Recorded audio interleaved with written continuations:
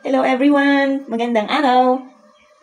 Tulog pa ang baby namin. Ay, gising na po pala. Sarap na sarap pa matulog. Good morning! Naglalambing po bago mag-play-play. Nanay, syempre pa-open ang aming siling pa, nanay. Good morning po! Punta kay nanay. Yan. Kay nanay na naman. Palit-palit lang. Ay, grabe naman, papalambing talaga. Good morning, everyone! Saturday ngayon. It's a Saturday morning. Ang yayam namin. Kagigising lang po kasi kaya naglalambing pa. Baby? Baby, where are you? Yayam? Where are you? Ayan, nag-umpisa na ng kanyang kakulitan ng aming little boy, guys. Kasi busog na yan siya, nakapagdidi na, kumain na, at tamang maliligo na lang po. Ito nga, nakita niya kami dito ni nanay, nagkukwentuhan sa may table, at hindi rin talaga nagpahuli. Ito, nagdede po ulit. Yung kanyang tira kanina, mukhang uubusin niya na. Abay, talaga naman, takot din, magutuman ng aming little boy na ito. Sabi ko nga po kay nanay, kumain na kami habang kalmado ito yung isa, at hindi siya nanggugulo. Siyempre, kakain muna tayo. Almusal muna tayo bago natin simulan ang ating mga gawain. Weekend ngayon, Saturday. Sakit na ito. Kain tayo guys, ang ulam namin ay munggo. Yung ulam namin kagabi, ito ay excess. Dahil dalawa lang kami ni nanay. Talagang hindi mauubos yan. Pagkarami-rami ng aming luto. Okay lang yan. Anong sasakit sa iyo, Nay, pagka kumain ka ng munggo? Tuhod. Tuhod pala, kala ko puso. Kain tayo guys. With matching coffee. Coffee black. Wala.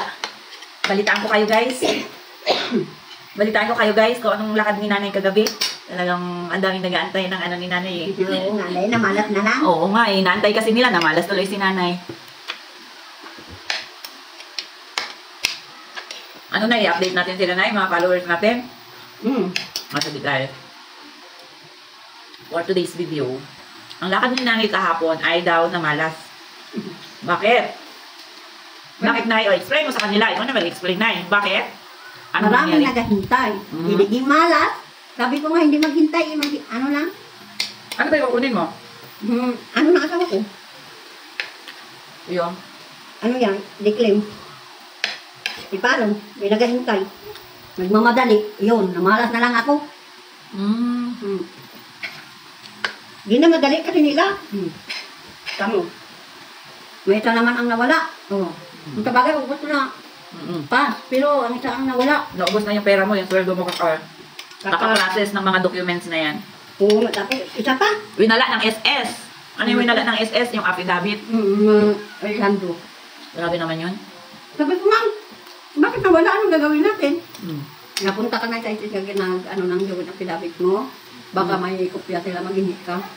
Nabayad na naman ako uli. Hindi bali, makuha mo mang pera mo. Grabe talagang SS na yan. Winala na nila yung papel mo. Tapos, pakukunin ka pa nila ulit. Another gastos na naman. Akala nila pinupulot mo lang yung pera. Ano guys? Kasi dapat, makukuha na ni nanay yung claim niya sa kanyang ano yun na sa asawa niya. Kaya lang, yung pension niya ba guys? Kaya lang, pagpunta niya kahapon, nawawala daw yung joint affidavit. Kasi parang lumalabas, dalawa yung name ng Mr. Ayun guys, negative. Sorry sa mga waiting, sa mga nag-aantay, negative po ang result. Kain na lang muna tayo. Kain na lang natin yun. Relax lang. So next year na lang daw yun ni nanay ipaprocess. Basta next year.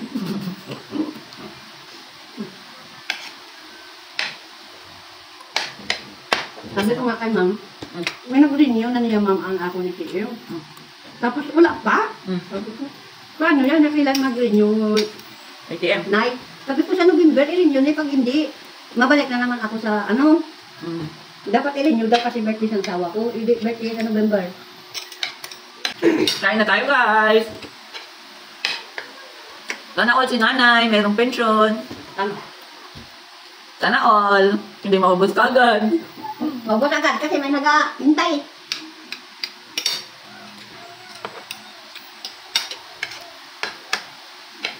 Para pakiramdam ko sa kanila, mukha akong diamante. Mukha akong diamante nga ba? Hingi ng hingi, eh wala akong... Nagpakahirap nga ako para magkapira eh.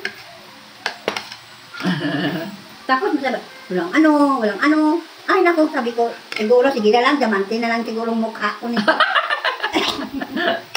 Pudlet na lang ako, pudlet. Ayan na naman si nanay guys, magpapatawa na naman yan siya. So kakain muna kami guys, thank you very much for watching everyone. See you sa susunod na video. Bye-bye po. Magpapakabuso muna kami ni nanay. At syempre, alam na kung anong mangyayari. Ang mga tuhod, ingatan, mga joint, dahil monggo ang aming ulam. Bye-bye guys. Nagkagabi eh.